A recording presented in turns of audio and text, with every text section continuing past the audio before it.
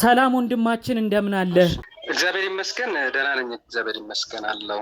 አለን ወንድሜ ሰላም። እንግዲህ ዛሬ ያው የተገናኘንበት ዋነኛ ነጥብ ከሰሞኑ እጅግ የምናደንቀው የምንወደውን አርቲስት ኮሜዲያን የነበረ ነፃነት ወርቅነህን ያጣንበት ሳምንታት ነበሩ። ብዙዎች የሚያዘኑበት ጉዳይ ነበር። ታዲያ ይህን ወጣት ወንድማችንን ብዙ መስራት የሚችለው ወንድማችንን ያጣነውም በጉበት በሽታ እንደሆነም ተያይዞ ሲሰማ ነበር። ታዲያ ከዚህ በኋላ የጤና ባለሙያዎች ራሱ ህዝቡ ማወቅ አለበት፣ መጠንቀቅ አለበት። ጉበት በሽታ በጣም እየበዛ ነው። ብዙ ወጣቶችን ብዙ መስራት የሚችሉ ሰዎችንም እየነጠቀን ነው። ትንሽ ጥንቃቄ ቢደረግ ጥሩ ነው እያሉ ብዙ ቦታ ላይ እየጮሁ ነበር። ከዚህ ጉዳይ ጋር አያይዞ እንደው አንተ መልእክትን መረጃን ህዝቡ ቢሰማው ቢጠነቀቀው የምትለውን ነገር እንደው ጠቅለል አድርጎ እንድትነግረን ነው አደዋውላችን። እስቲ እንደው ስለ ጉበት በሽታ አንተም ካለህ መረጃዎች ምንድነው እንደዚህ የበዛው አጠቃላይ የምትለን ነጥብ ካለ እድሉን ልስጥህ። መልካም እሺ፣ አመሰግናለሁ። በጣም አሁን ላይ ያለ ጊዜያዊ የሆነ ነገር ነው ያነሳኸውና በተለይ ወጣቶችን በእጅጉ ምንም ነገር ሳያስታውቅ ምልክትም ሳያሳይ እየጎዳ ያለ የጉበት በሽታ አሁን በጣም እየተስፋፋ ያለበት ዘመን ላይ ያለ ነው። ከዚህ በፊት ብዙ ጊዜ የማንሰማቸው ነገር ግን በጣም የሩቅ አድርገን የምናስባቸው በሽታዎች አሁን በብዙ ሰዎች ዘንድ አጠገብ ላይ ያሉትና በቅርቡ ያጣነው ወንድማችንም አርቲስት ከዚህ ጋር በተገናኘ ነው ያጣነውና ማወቅ ያለበት ብዬ ማስበው ጉበት ከሰውነታችን ክፍል ውስጥ በጣም ትልቁን ስራ የሚሰራ ብዙ ስራዎችን የሚሰራ ቆሻሻዎችን የሚያስወግድን ትልቁ ኦርጋን የምንለው ከውስጣችን ክፍል ውስጥ ትልቁ ኦርጋን ጉበት ነው። እሱ በሚጎዳበት ጊዜ ብዙ ሲስተም አንድ ላይ ነው የሚጎዳው። ስለዚህ ብዙዎቻችን ጥንቃቄ ብናደርግ በተለይ አሁን ከጉበት ስብ ጋር የስብ መከማቸት እየበዛ ነው። ቫይራል ሄፓታይቲሶች ወይም ደግሞ የጉበት ቫይረስ በጣም የተስፋፋ ያለበት ዘመን ላይ ስላለ በተቻለ መጠን እነዚህን ነገሮች ለይቶ ቶሎ በማወቅ ቶሎ ብሎ በተለይ ይሄ ራይት አፐር ኳድራንት የምንለው ቦታ አለ። ያ ማለት የሆዳችን የውስጠኛው የላይኛው የቀኝ ክፍል ውስጥ ህመም አለ። እሱ ህመም በሚሰማበት ጊዜ ወደ ጤና ተቋም በመምጣት ሕክምና ወይም ደግሞ ምርመራ ማድረጉ በጣም የተሻለ ይመስለኛል። አልትራሳውንድ በመነሳት ወይም ደግሞ ሲቲ ስካን በመነሳት ማየት ብንችል ጥሩ ነው። ስፔሲፊካሊ ሳነሳቸው ምናልባት የጉበት ስብ በጣም በዚህ አሁን ከዚህ ከአርቲስቱ ሞት በኋላ ብዙ ሐኪሞች ወይም ደግሞ ከሐኪም ውጭ የሆኑ ሰዎችም ስለዚህ ነገር ሲያነሱ ተመልክቻለሁ። እኔም አንድ ቪዲዮ ለመስራት ሞክሬ ነበርና ስብ ሲከማች ማለት ነው። ያ ማለት ስብ ያው እናውቃለን ቦርጭ ወይም ደግሞ ሆዳችን ላይ ስብ ሲከማች የሚከሰት ነገር ነውና እዛ ጉበት ላይ በሚከማችበት ጊዜ የጉበትን ኖርማል ፈንክሽን ወይም ደግሞ ይሄ ቆሻሻ አጣርቶ የማውጣት ባይዘው ብዙ ፈንክሽን ያለውና እነዛን ያስተጓጉላል። ከዛ በተረፈ ደግሞ ይሄ ሲሪዮሲስ የምንለው ወይም ደግሞ የጉበት መቁሰል ወይም ደግሞ ጠባሳን ያስከትልና መጨረሻ ላይ ራሱን ሪከቨር ወይም ደግሞ ሪስቶር እንዳያደርግ ነው የሚያደርገው ማለት ነው። ስለዚህ በተቻለ መጠን አኗኗራችንን ማስተካከል መቻል አለብን። በተለይ ከአመጋገብ ጋር በተያያዘ እነዚህ ጣፋጭ ምግቦችን፣ መጠጦችን፣ ኬኮችን የመሳሰሉትን በመቀነስ እንዲሁም ደግሞ ስኳር አላቸው ብለን የምናስባቸውን ምግቦች በተለይ ይሄ አሁን ኖርማል ስኳር ብቻ ሳይሆን ካርቦሃይድሬት ኖርማል ስታርች የሌላቸው ካርቦሃይድሬቶችን እነ ፍሩክቶስ የመሳሰሉትን መቀነስ መቻል አለብን። ተጓዳኝ በሽታዎችም ካሉ ለምሳሌ ከዚህ ጋር ተያይዘው የሚመጣው በስፋት የሚነገረው ስኳርና ኮሌስትሮል ነው። እነሱ ካሉ እነሱን በደንብ ኮንትሮል ማድረግ ያስፈልጋል ማለት ነው። አሁን ወጣቱ በጣም ባይዘበይ አልኮሊክ እየሆነ ነው ያለውና መጨረሻ ላይ አልኮሊክ ሲሪዮሲስ ወይም ደግሞ አልኮሊክ ሄፓቲክ ፌለር ተብሎ በጣም መመለስ የማይቻልበት ደረጃ የሚደርስ ስላለ አሁን ብዙ ወጣቶችን ስታይ መጠጥ በደንብ ያው እንዲያዘወትራሉና ከዛ ጋርም በተቻለ መጠን ቢቀንሱ ጥሩ ነው ብዬ አስባለሁ። ሌላው ከቫይራል ሄፓታይተስ ጋር ነው። ወደ 5 አይነት ሄፓታይተስ አይነቶች አሉ። እነሱም በጣም ከባዱ የሚባሉት ቢ እና ሲ ሄፓታይተስ ቢ እና ሲ የሚባለው ነው።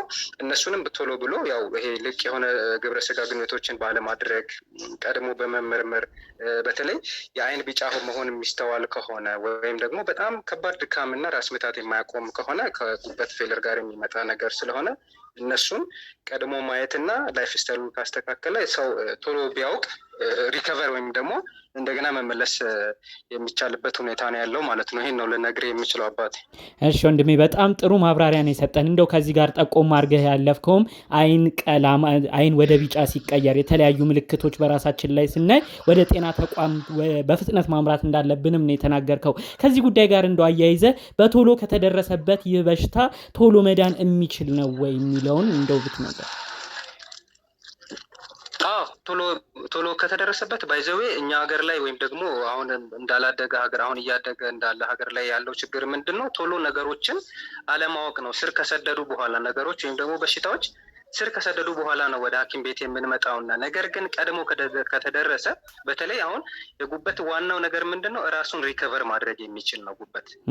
ስለዚህ በተለይ አሁን ይሄ ከስብ ጋር በተገናኘ 3 ስቴጅ ነው ያለው። የመጀመሪያዎቹ 2 ስቴጆች ይሄ በተለይ ትንሽ ስብ መከማቸትና ሄፓቲክ ስታቶሲስ የሚባለው ወይም ደግሞ ስብ የመከማቸቱ ነገር መጠነኛ ከሆነ በጣም መመለስ ይቻላል፣ ሪከቨር ማድረግ ይቻላል ማለት ነው። ኢቨን በቤት ውስጥ በአመጋገብ ብቻ ሪከቨር ማድረግ ይቻላል ወይም ደግሞ ሐኪም ቤት በመምጣት የሚሰጡ መድኃኒቶችን በመውሰድ ሪከቨር ማድረግ ይቻላል። ነገር ግን አስቸጋሪው ምንድነው? ሲሪዮሲስ ወይም ደግሞ ጠባሳ ደረጃ ላይ ከደረሰ ከቫይረሱም ጋር በተገናኘ ማለት ነው መጨረሻ ስቴጅ ላይ ከደረሰ ሊያስቸግር ይችላል። በተለይ ይሄ ከሆድ መነፋት ጋር በጣም ሆድ ይነፋል፣ ሆድ ላይ ውሃ ይከማቻል፣ እግር ላይ ውሃ ይከማቻል። እንዳልኩ የሰውነት ማሳከክ ይበዛል። ሰውነት እግርና እጅ ይሄ ፓልም አካባቢ የምንለው ወይም ደግሞ በአጠቃላይ ሰውነት ማሳከክ ይበዛል እና ቶሎ ብሎ በተለይ ይሄ የምግብ ፍላጎት ማጣት ቶሎ ማስመለስ እና ማቅለሽለሾች የሚኖሩ ከሆነ እንዲሁም ደግሞ ይሄ ቀኝ ፓርት የሆዳችን የላይኛው የቀኝ ፓርት ካለ እሱ ላይ ህመም ካለ ምንም ጊዜ ሳይሰጡ መጥተው ደረጃውን ማወቅ ያስፈልጋል ማለት ነው። እንደጠየቀኝ ደረጃውን ቶሎ ብሎ አውቆ በጊዜ ከመጡ መመለስ የሚቻል በሽታ ነው ማለት ነው። እንግዲህ ጥሩ ማብራሪያን የሰጠን። እንደው በስተመጨረሻ ልጠይቅ ያፈለኩት ነገር በብዙ ቦታ አሁን ይሄ በሽታ እንግዲህ ከወንድማችን አርቲስት ነጻነትን ካጣን በኋላም ስለዚህ በሽታ ብዙ ሰው ይወቁ እያሉ ብዙ ዶክተሮችም እየተናገሩ ነው። ከዚህ ጉዳይ ጋር ተይዞ በብዙ ቦታዎችም ይሄ በሽታ እየተሰማ ነው እና እንደው ይህ የመተላለፊያ አይነቱ ፈጣን በሚባል ደረጃ ለየት ያለ ነገር እንደ ወረርሽኝ እንደሚባል ነገር የመሆን ባህሪም አለው። እንደው ይሄ ነገር በጣም ብዙ ወሬ እየሰማን ስላለ አክቹዋሊ አሁን መሸበርም አያስፈልግም። ያው ሁሉም ሰው ስላወራ ወይም አንዳንዴ እኛም ባህል ምንድን ነው አንድ ነገር ሲከሰት ያው ብዙ ሰው ያወራል እና እንደዛ አይደለም መታሰብ ያለበት። በቃ እንደ ሁሉም ሰው ማወቅ ያለበትን ቤዚክ መረጃዎችን ማወቅ አለበት ብዬ አስባለሁ እና መተላለፊያ መንገዶቹ እንደየእንትኑ ይለያያሉ። ግን በዋናነት አሁን ከጉበት ጋር የሚመጣ የመተላለፊያ ነገሮች ወይም ደግሞ ህመሙ ራሱ በራሱ የሚመጣው ምንድን ነው? ከኑሮ ወይም ደግሞ ከአኗኗር ዘይቤ ነው የሚመጣው። ትልቁ ችግራችን አሁን ቅድም እንዳልኩ አልኮል ነው ወር ደግሞ ሴዴንተሪ ላይፍ ነው። ሰው አሁን በእኛ ጊዜ በጣም ስፖርታዊ እንቅስቃሴዎች እየቀሩ ነው፣ ወክ ማድረግ እየቀረ ነው። እንደነገርኩ ቁጭ ብለን ብዙ ይሄ ዌት ጌን የምናደርጋቸውን አመጋገብ ነው የምንከተለው እና ሆድ አካባቢ ደግሞ ለቦርጭ መከማቸት እጅግ በጣም ትልቅ ፍቱንም ቦታ ነው።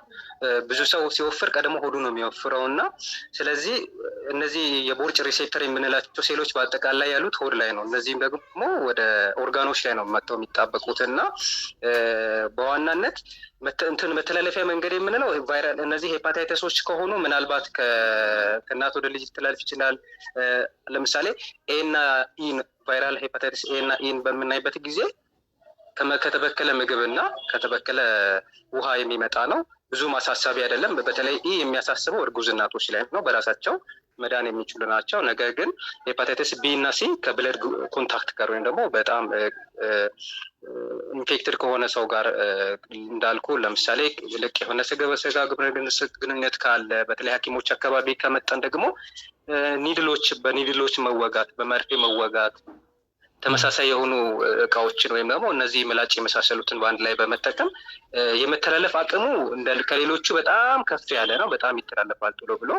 ነገር ግን እንደነገርኩ በቅድሚያ ቶሎ ብለን ካየን ቶሎ ብለን መመለስ። አሁን ላይ ደስ የሚለው በጣም ቴክኖሎጂው እየተራቀቀ ስለሆነ ሁሉም ቫክሲን አለው።